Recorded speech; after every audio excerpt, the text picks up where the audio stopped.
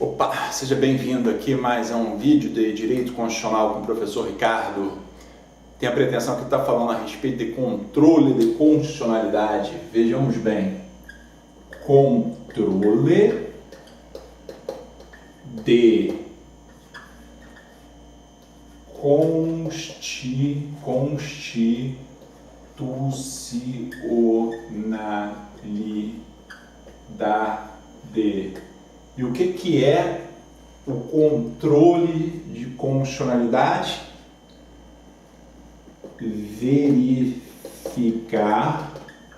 se a lei ou o ato normativo são constitucionais.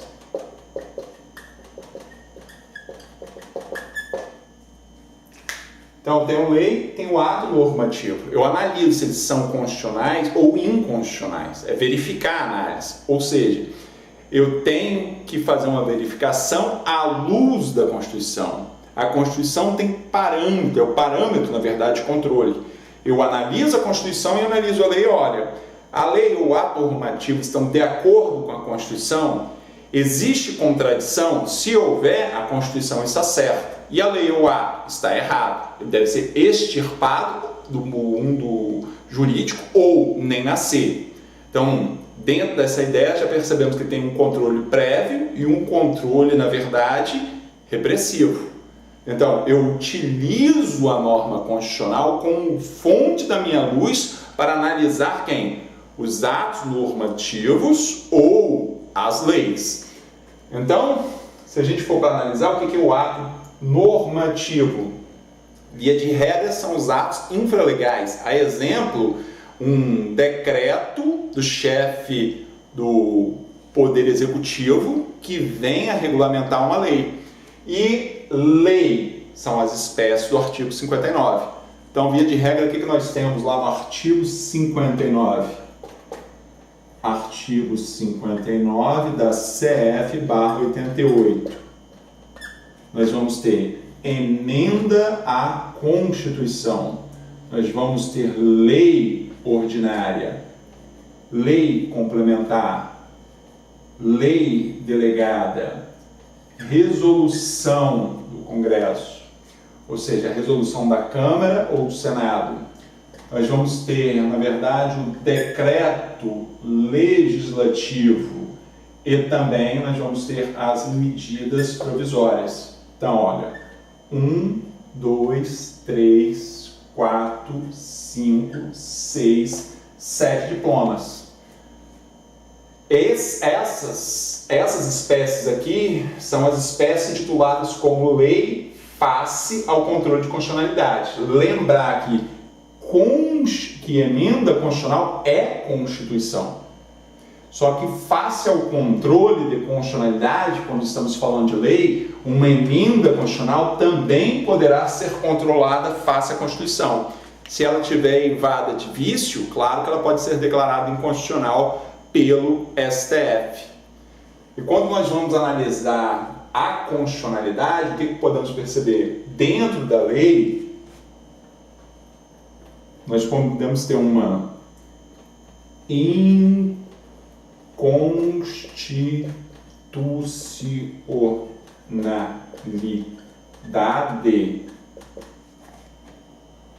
de natureza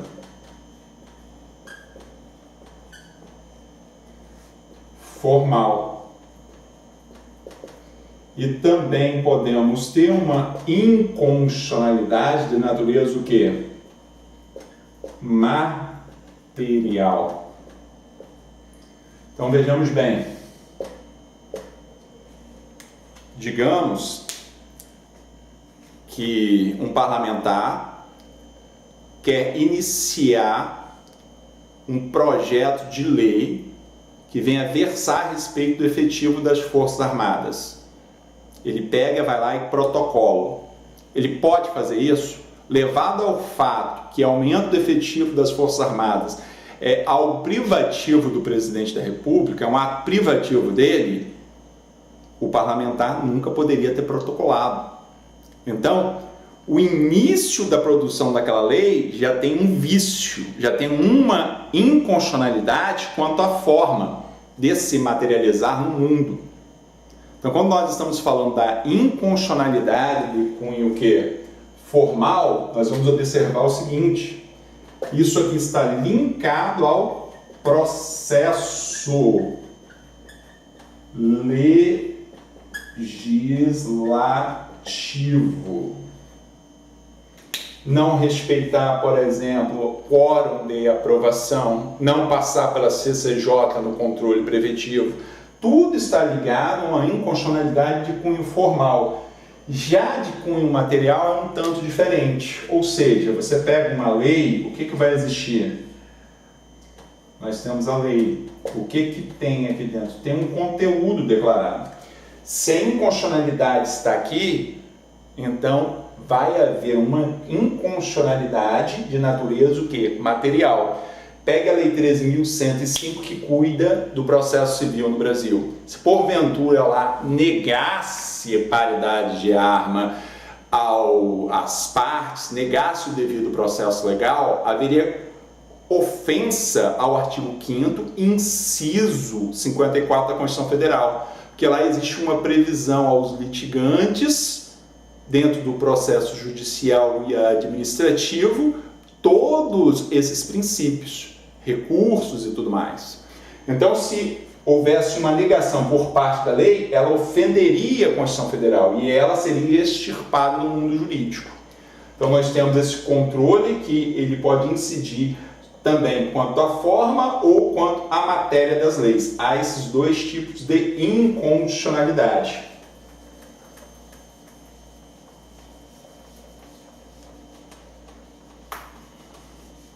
E dentro do escopo do controle de constitucionalidade, o que nós podemos ressaltar que é muito importante? O controle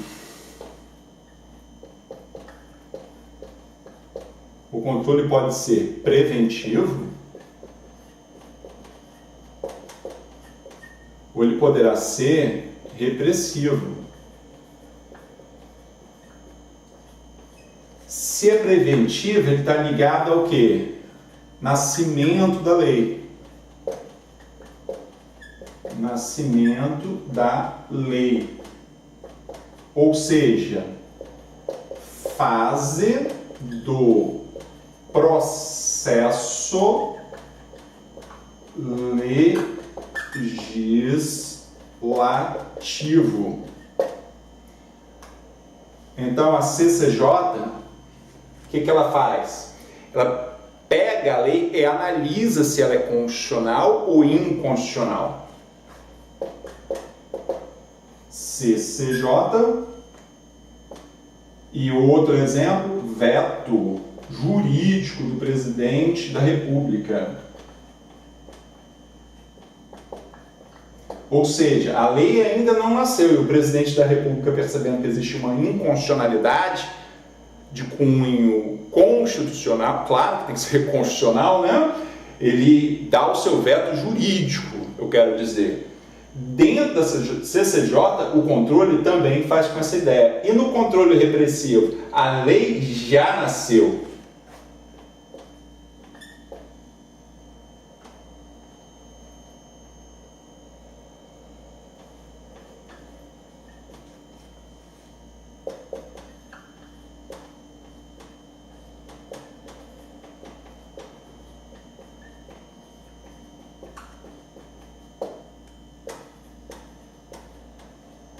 Então, o que nós temos? O controle é diante da lei pronta. A lei já está presente, ela já está no mundo real. Então, se você tem, na verdade, a lei vigendo e você quer controlar a constitucionalidade, esse tipo de controle se chamará de controle repressivo. E nós vamos ter aqui o controle repressivo difuso,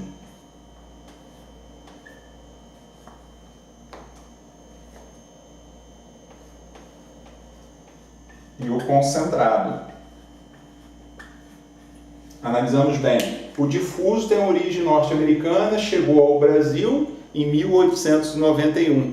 Adentrou então na primeira vez na nossa primeira Carta Republicana. E o que ele é em essência? Qualquer juiz pode declarar uma inconstitucionalidade de lei, desde que seja naquele processo, para aquelas partes, naquele caso concreto. Os tribunais podem, através do respeito à cláusula de reserva de plenário, ou seja, um desembargador não pode declarar só, mas em respeito ao artigo 97, como eu falei, a cláusula de reserva de plenário. Algumas matérias só o plenário pode atuar em conjunto, que vem a ser declarar a inconstitucionalidade de lei nesse caso. Então aqui incide o controle difuso. Já o controle concentrado é aquele que é feito via de ação direto lá no STF, ou seja, tem a lei e quer se declarar a inconstitucionalidade dela para todos, com caráter geral, atendendo a respectiva regulamentação dentro das repartições públicas, ou seja, vinculando também todas as repartições públicas. Então, é geral, erga omnes e ultra partes, ok?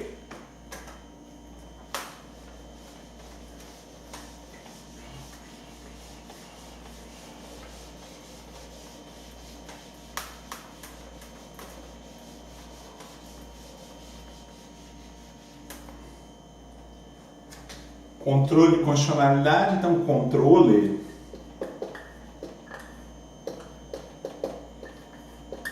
concentrado, também chamado de controle austríaco.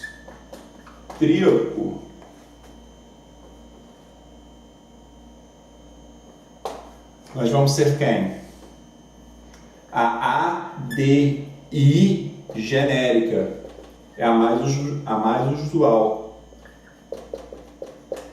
Ação declaratória de inconstitucionalidade genérica. Nós vamos ter a ação declaratória de inconstitucionalidade interventiva. Também ela é chamada de quê? Representação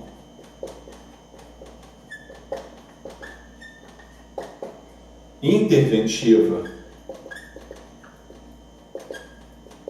Busca-se fazer o que com ela? Tratar, regular os problemas dentro do Estado brasileiro, ou seja, pedido de intervenção. Ação declaratória de constitucionalidade. Procura-se fazer o que aqui? Declarar a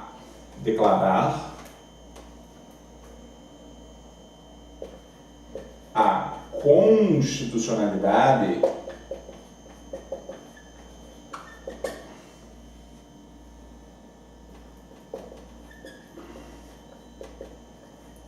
de uma lei. Pô, pensei que as leis já nasciam com presunção de constitucionalidade. Sim, mas relativa. O que essa ação faz? Ação declaratória de constitucionalidade dá uma presunção absoluta naquela lei onde se presumia que poderia ser ou não ser constitucional.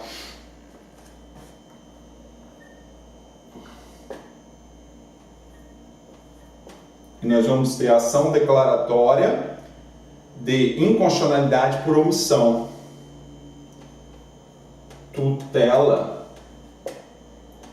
a mora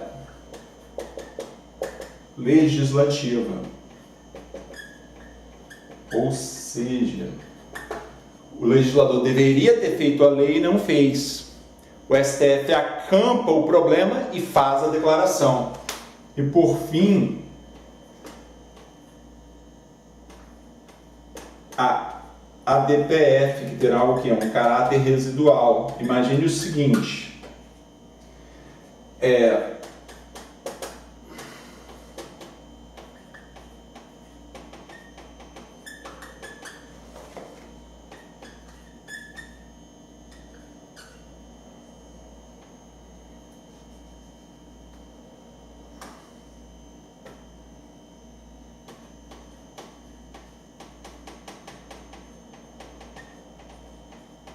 Imagine assim, existe uma lei municipal e ofende a Constituição Federal. Isso pode ser tutelado por meio de uma DPF, ou seja, o controle pode ser feito pela DPF. E um outro exemplo, imagine que existe uma lei que nasceu antes da Constituição de 88 e ela tende a não ser recepcionada, o controle também pode ser feito por ADPF. Então, ok? São breves comentários aí a respeito do controle de constitucionalidade. Eu espero que tenham gostado. Até a próxima.